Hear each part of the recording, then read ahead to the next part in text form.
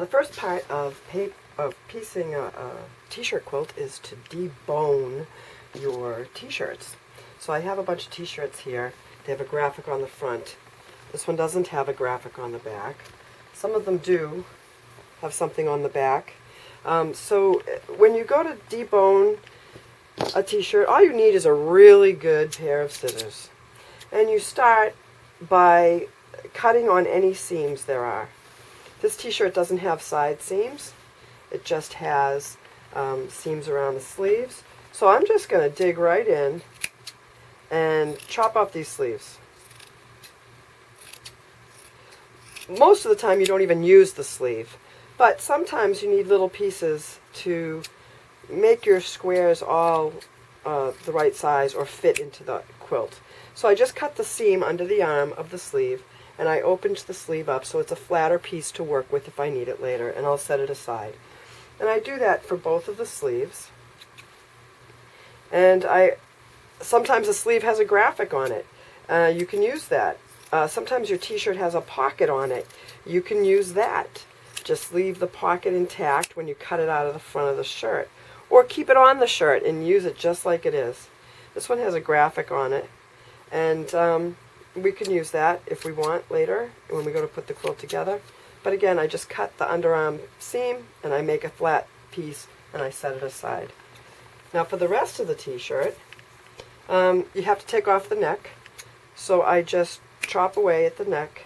Now if you're not using t-shirts, you're using other shirts that might have a button front. You're going to cut out that placket on the front that has all the buttonholes and the buttons. And you'll leave just the flat fabric that is usable to make into shapes for quilting squares. And so then you take your neck off, and you really don't need that for anything. However, you might find that you have a sweatshirt that has wrists that are wearing out and you want to replace them. You can keep a bag of these somewhere when you're doing a lot of t-shirt quilts, but you don't really have to use it ever. Now you're going to cut the shoulder seams. What you're basically doing when you're deboning a garment is to just cut everywhere there was a seam. You cut next to the seam, and then now you've got this lumpy piece of seam you don't need anymore, so you chop off the seam itself, and what you're left with is just the nice flat fabric with no stitching on it whatsoever. And that's what we use when we make a t-shirt quilt. That's it. And one more shoulder. I'm going to pull that off.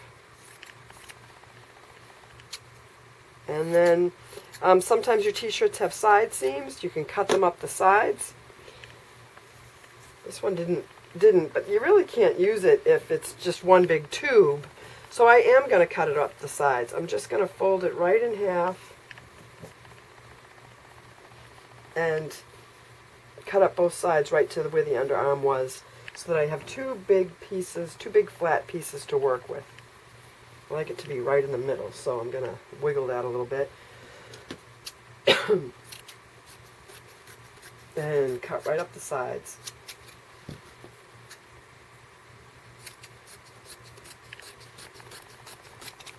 And that's it. Now what I have, let me put these aside.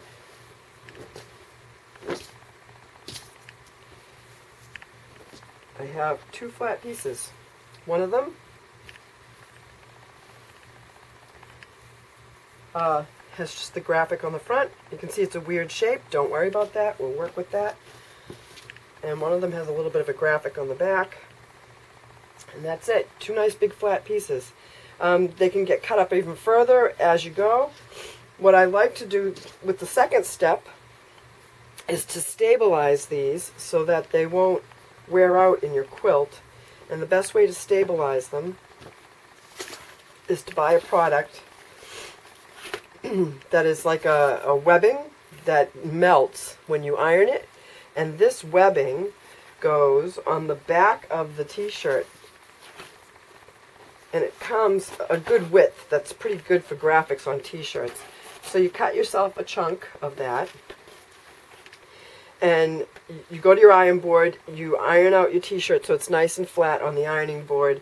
You lay down your webbing You cut yourself a piece, and then you lay down a piece of cheap cotton or muslin or an old bed sheet piece, something that doesn't stretch. And you iron them together, and this webbing melts in between the two pieces of fabric, and it creates a bond, and it'll stabilize your t-shirt so it doesn't stretch anymore. And then you can work on it as if it's just a plain piece of cotton. From that point, you can square it up, you can make it any shape you want. But definitely the first step to making a t-shirt quilt is deboning your t-shirts.